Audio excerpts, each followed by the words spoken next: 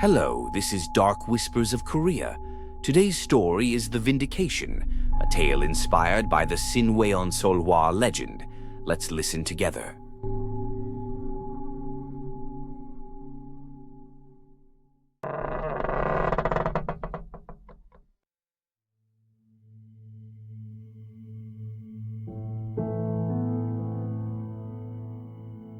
The letter arrived on a Tuesday morning, slipping through the mail slot of Min-jun's cramped Seoul apartment like a whispered confession. He stared at the envelope from his kitchen table, steam rising from his instant ramyeon as the handwriting triggered a memory he'd spent 15 years trying to forget. Impossible. The letter bore his grandmother's careful brushstrokes, though she'd been dead for 3 months. Min-jun's hands trembled as he tore open the envelope, revealing rice paper that smelled of sandalwood and bitter herbs. Inside, written in traditional Hanja characters, was a single line that made his blood freeze. Come to Yeongdeok. The vindication must begin. Min-jun hadn't spoken to his grandmother since he was 17, when he'd fled their ancestral village after witnessing something that shattered his understanding of reality. Now, at 32, he was a successful software engineer who'd built his life on logic and code. Ghosts didn't exist. The dead stayed buried. But as he stood to throw the letter away, the apartment's fluorescent lights flickered, and for just a moment he could swear he smelled his grandmother's favorite incense, the kind she burned during ancestral rites. 3 days later, Min-jun found himself on a bus winding through the mountains toward Yeongdeok County, the letter clutched in his sweating palm. He told himself he was going to settle his grandmother's estate, nothing more. The village hadn't changed much. Traditional Hanok houses with their curved tile roofs still dotted the landscape between rice paddies, though many stood empty now. Young people had fled to the cities, leaving only the elderly to tend ancestral graves and whisper old stories. His grandmother's house sat at the village's edge, where the mountains began their steep climb toward the eastern coast. The wooden gate hung askew on rusted hinges. Inside the courtyard, weeds choked the stone pathways, and the ornamental pond had turned black with stagnant water. But the house itself appeared untouched, as if someone had been maintaining it. Min-jun slid open the main door and stepped into the familiar smell of aged wood and mothballs. Sunlight filtered through paper windows, casting geometric shadows across the ondol floor.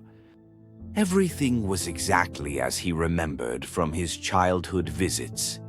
The low wooden table where his grandmother had served him bowls of seoleong tang.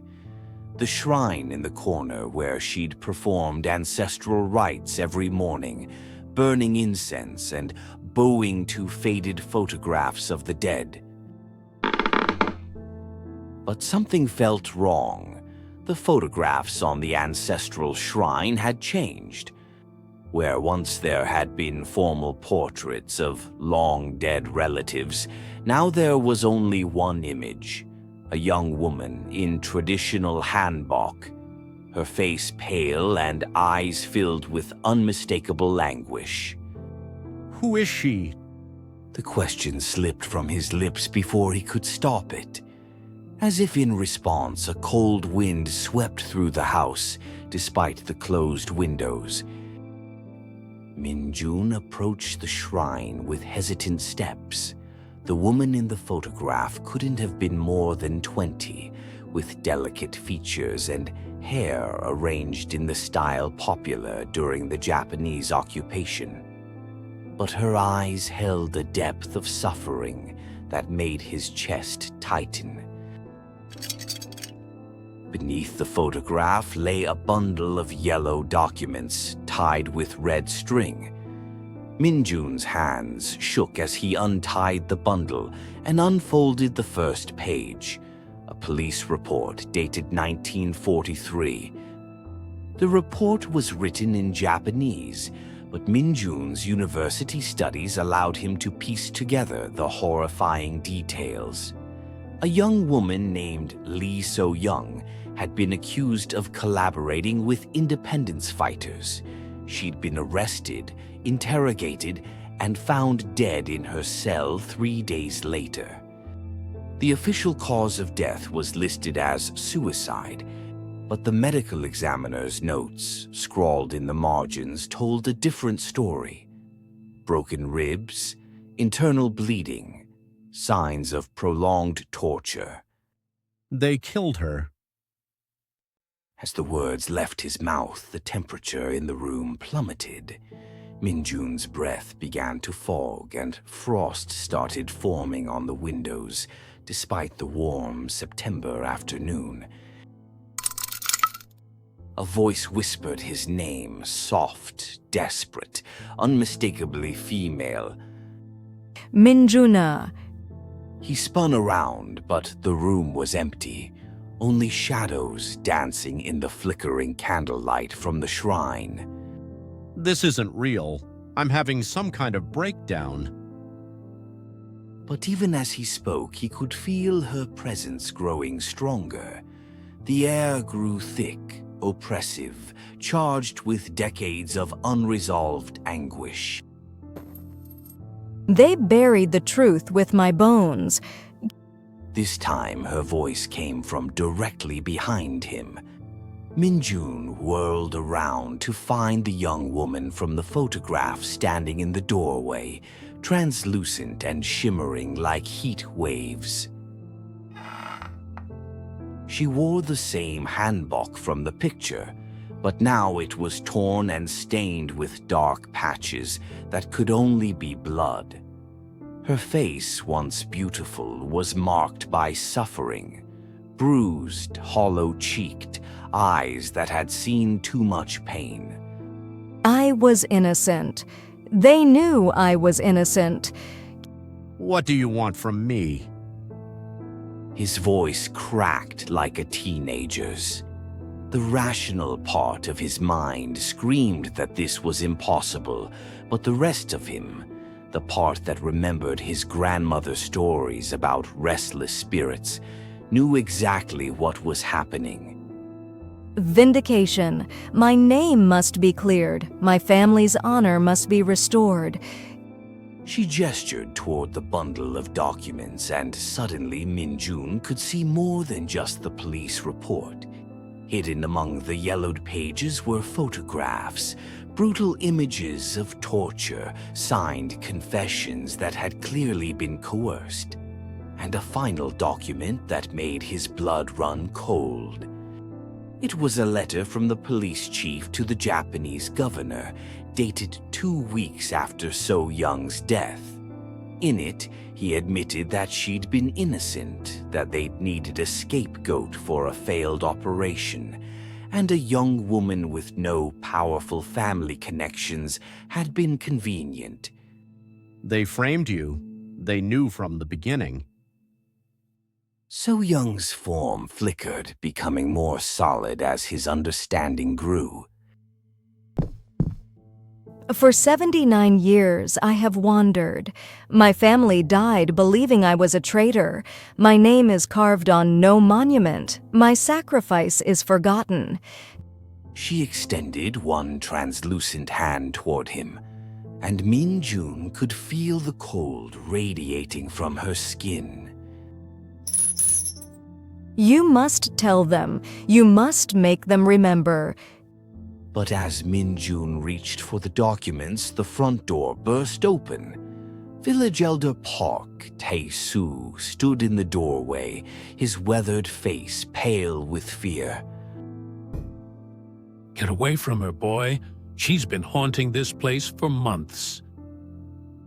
The old man brandished a handful of blessed salt, throwing it towards So-young's spirit. Where the crystals touched her, she began to fade. No, not when he finally understands.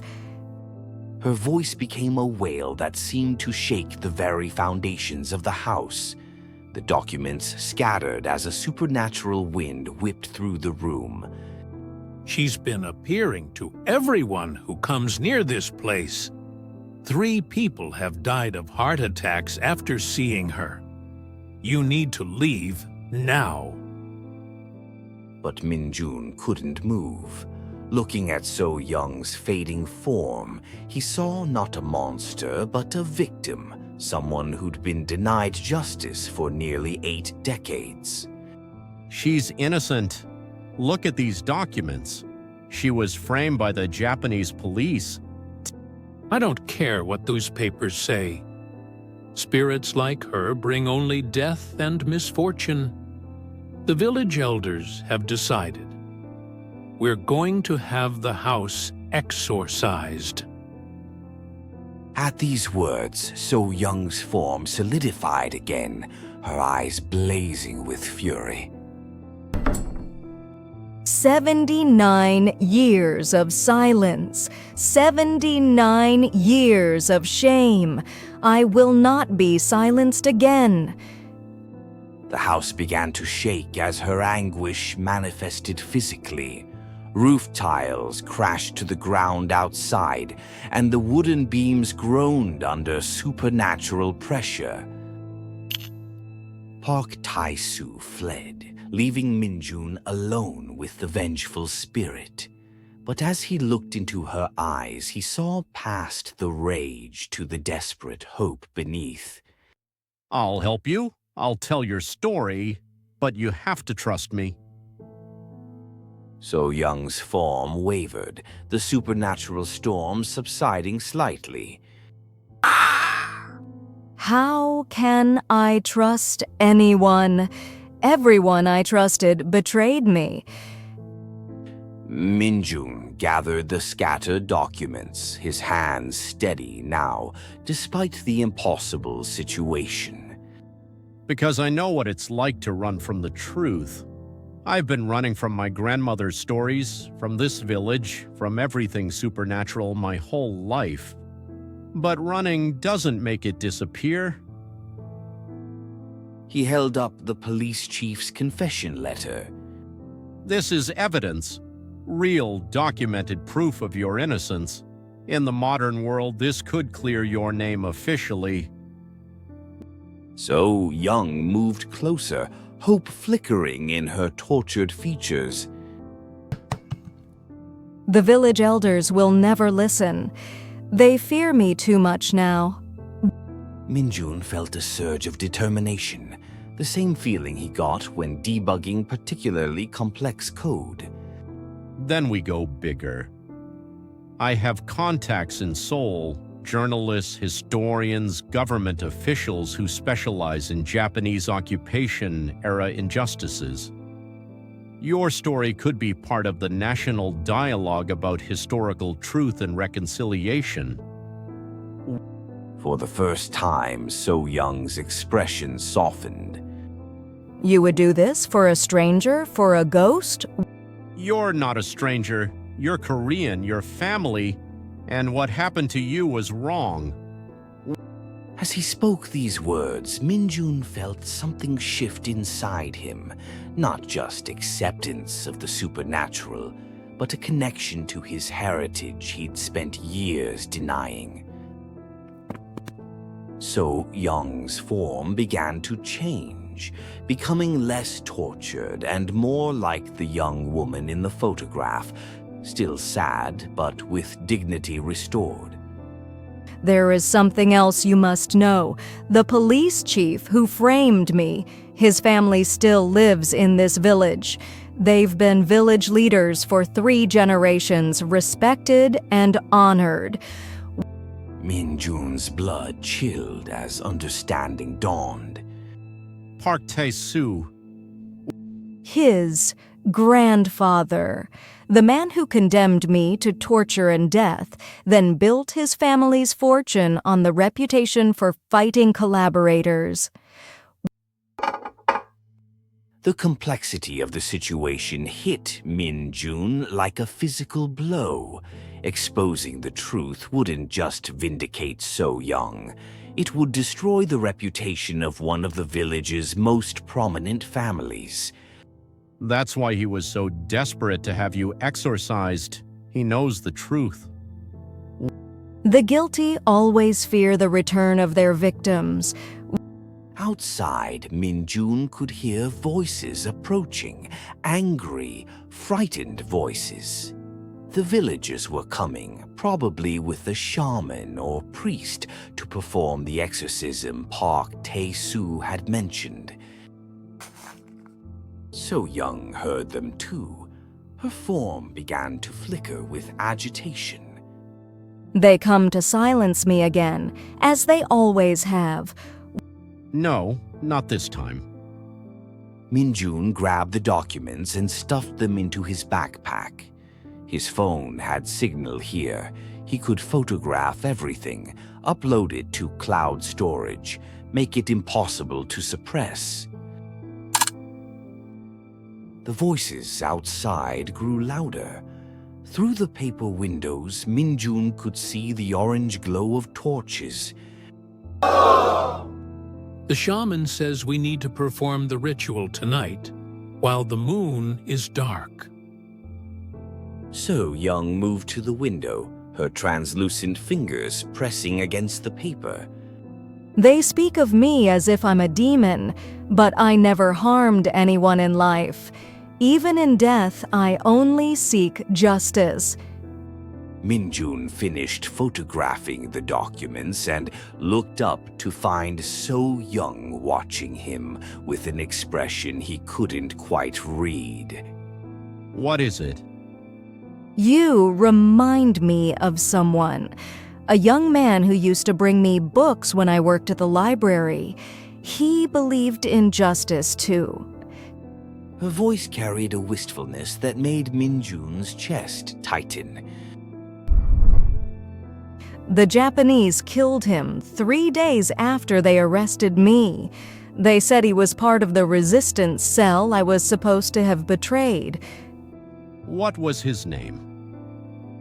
Lee Min-ho. He was to be my husband. The revelation hit Min-jun like a physical blow. In all his focus on clearing her name, he'd never considered the full scope of her loss. The crowd had reached the house. Min-jun could hear Park Tae-soo organizing them, his voice carrying the authority of 3 generations of village leadership. Everyone stay back. Let the shaman do her work. This spirit has plagued us long enough. A new voice joined the crowd, elderly, female, chanting in the rhythmic cadence of shamanic ritual. Restless spirit, we command you to depart this world. Your time among the living is done. So-young's form began to waver, as if the chanting was physically affecting her. They cannot banish what was never at peace. I will not go quietly into darkness again. The house began to shake more violently. Outside, Min-jun could hear the crowd's fear growing as supernatural phenomena manifested around them.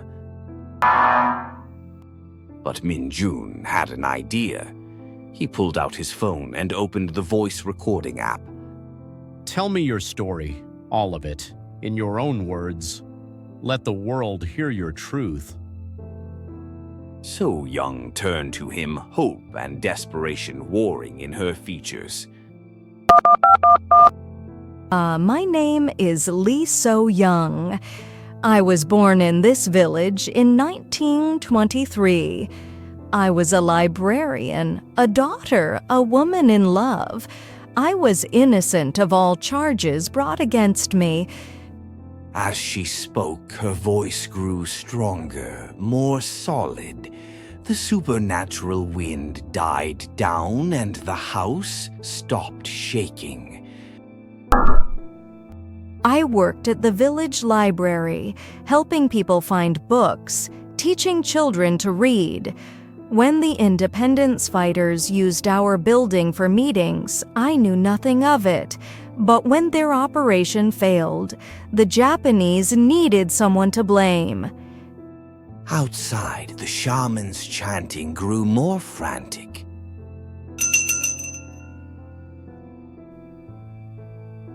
The spirit grows stronger.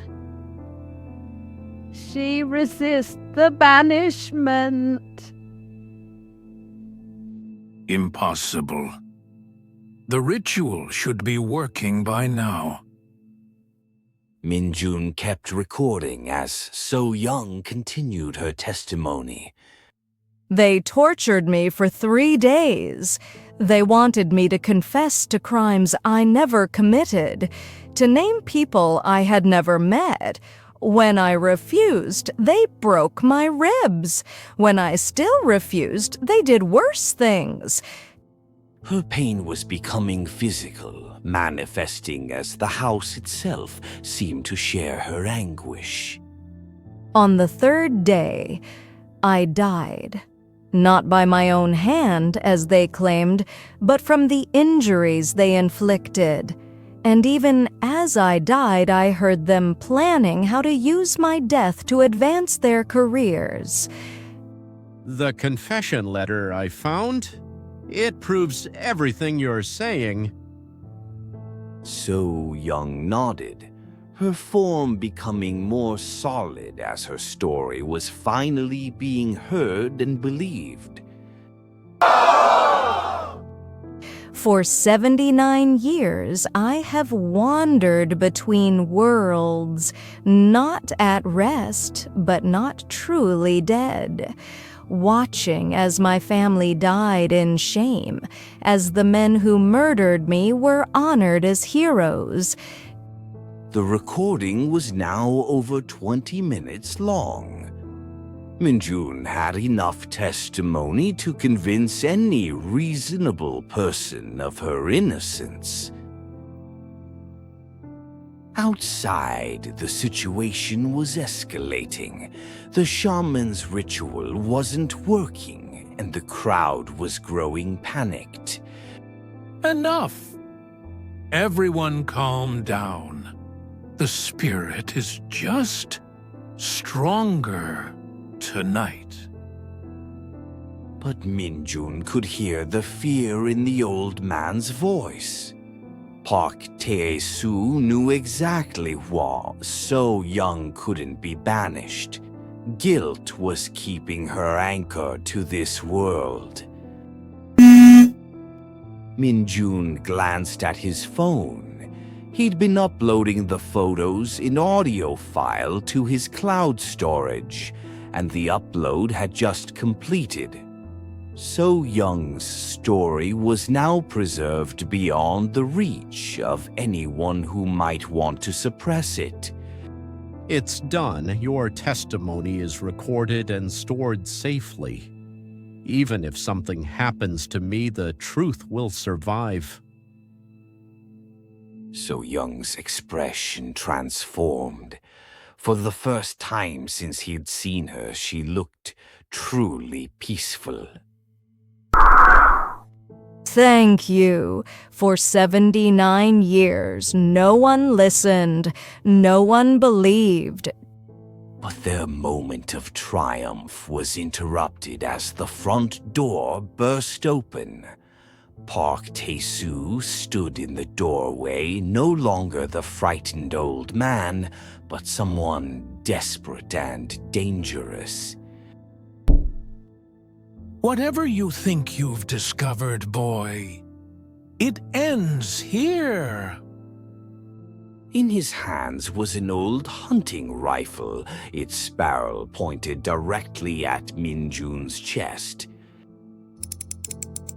My family has been respected in this village for 3 generations. I won't let some dead whore and her puppet destroy our legacy. At his words, So-young's peaceful expression twisted into fury.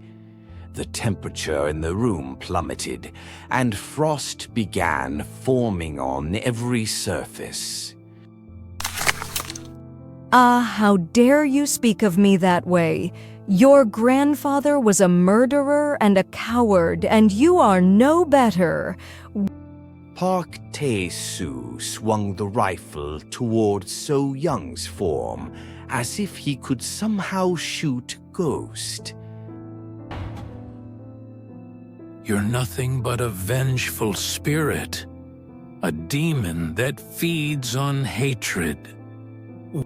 She's not a demon, she's a victim seeking justice. And I have proof. Min-jun held up his phone, showing the uploaded files. Everything is already online. The confession letter, her testimony, all of it. Killing me won't stop the truth from coming out. Park Tae-soo's face went white as he realized the implications. Delete it. Delete all of it. Or I'll tell the village you were working with the spirit to curse them. The truth doesn't care about your family's reputation. So-young moved between Min-jun and the rifle, her form solidifying until she looked almost alive. You cannot silence me again, grandson of murderers. I have found my voice. Park Tae-soo's finger tightened on the trigger, but before he could fire, the rifle barrel began to bend and twist as if made of soft metal. His eyes widened in terror as he realized the weapon was useless against supernatural force. This isn't possible. Ghosts can't affect the physical world like this. Ghosts cannot, but someone seeking righteous vindication, someone whose story has finally been heard and believed, that is something far more powerful. The twisted rifle fell from Park Tae-soo's nerveless fingers as So-young approached him, her eyes blazing with decades of suppressed fury. Your grandfather tortured me. He broke my body and stole my life. But worse than that, he stole my name, my honor, my memory. Park Tae-soo backed toward the door, but it slammed shut before he could reach it. For 79 years, his lies have been accepted as truth. Your family built its reputation on my suffering. She extended one translucent hand toward him, and Park Tae-soo began to age rapidly, wrinkles appearing on his face, his hair turning white, his back bending with sudden arthritis. Stop! Please! I didn't know. I wasn't born yet. But you knew when you grew up. You knew when you became village elder. You knew when you tried to have me exorcised tonight. Min-jun watched in fascination and horror as cosmic justice manifested before his eyes. This wasn't just a haunting. It was a settling of accounts that had been pending for nearly 8 decades. So young, wait. Don't become the monster they painted you as. His words seemed to reach her through her rage. She turned to look at him, her hand still extended toward the rapidly aging Park Tai-soo. You wanted vindication, not revenge. Let the truth be your weapon, not supernatural power. So Young hesitated, and in that moment of uncertainty, Min-jun made his choice. He called the number for a prominent Seoul journalist who specialized in historical injustices, someone he'd met at a university alumni event. Miss Choi? This is Min-jun from the tech conference. I have a story you need to hear. A documented case of Japanese occupation-era injustice that's never been publicly revealed. As Min-jun began describing So Young's case, her grip on Park Tai-soo loosened. The old man's rapid aging slowed, though he remained visibly marked by her supernatural touch. So! Documents from 1943? A confession letter? This could be huge for the truth and reconciliation efforts. So Young listened as Min-jun arranged for a full investigation, complete with historical experts and government oversight. Her form began to glow with soft, warm light, instead of the cold fury that had consumed her moments before. Park Tai-soo, now visibly aged but no longer deteriorating, slumped against the wall. The village will never forgive me. My family's name will be destroyed. As mine was destroyed. But you have something I never had, the chance to make amends. She turned away from him, dismissing him as beneath her notice, now that justice was finally in motion. Park Tai-soo stumbled out of the house, leaving Min-jun alone with So Young as he finished coordinating with the journalist. They'll be here tomorrow morning.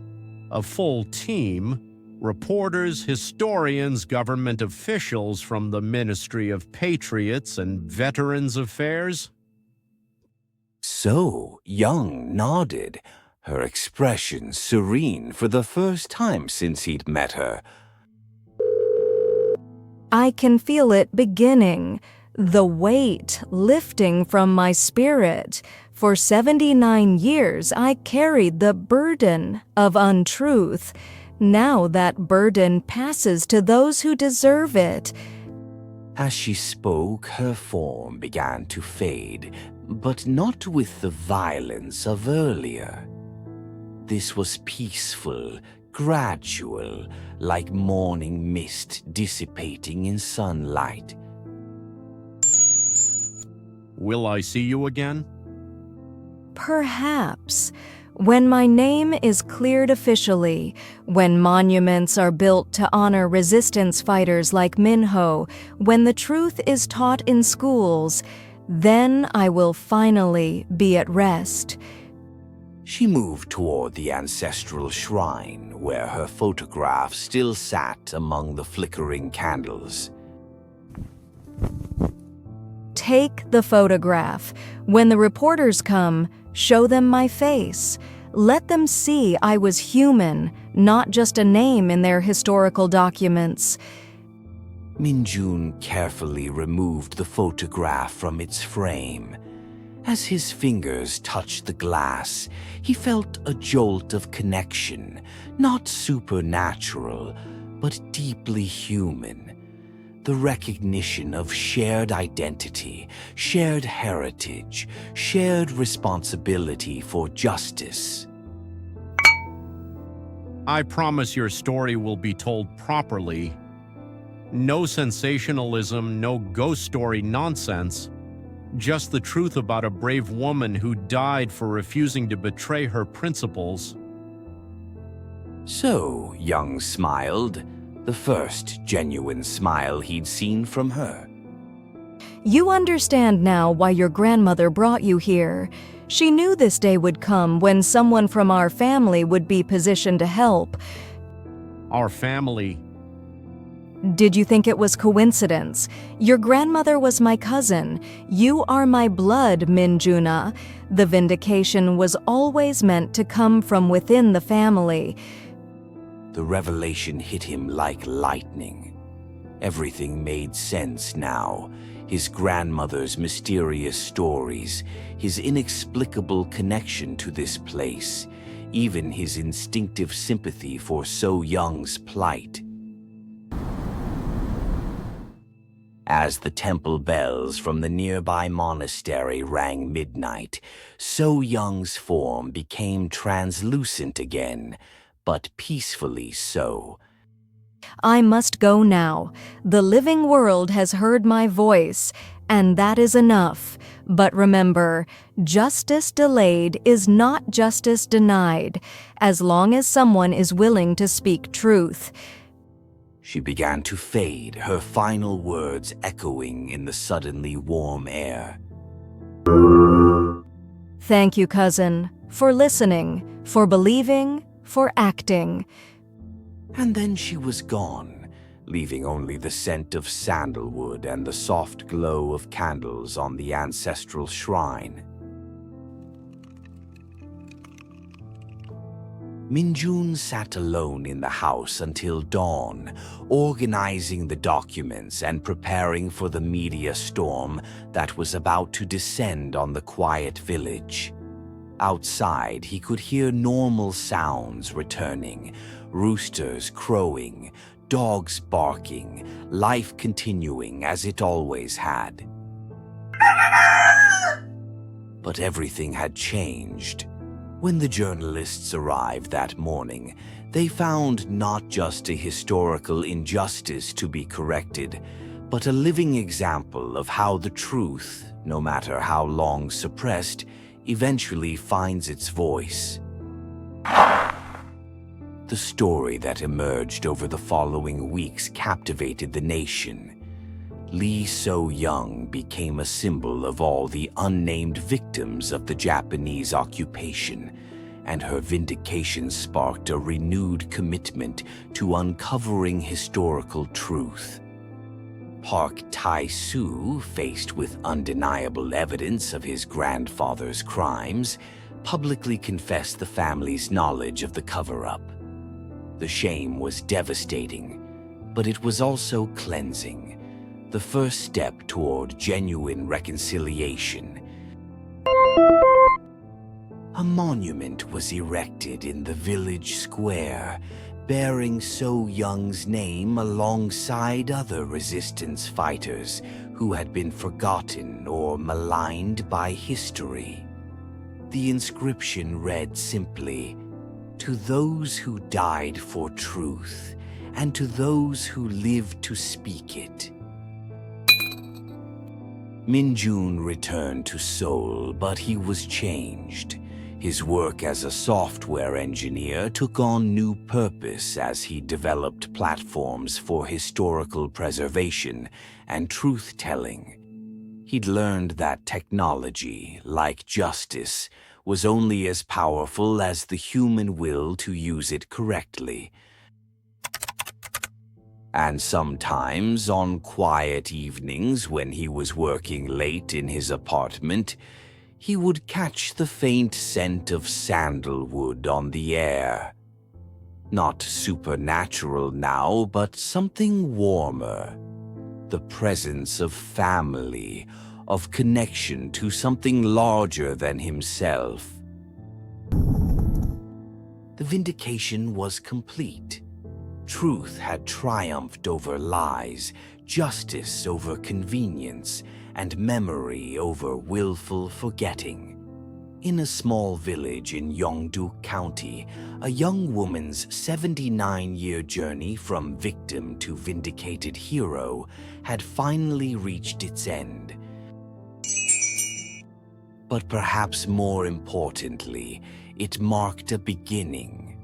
The recognition that every generation has the responsibility to listen for the voices history has tried to silence, and to speak truth for those who can no longer speak for themselves. Some stories, Min-jun learned, are too important to stay buried. They wait, patient as stones, until someone with the courage to listen finally comes along. The vindication was complete.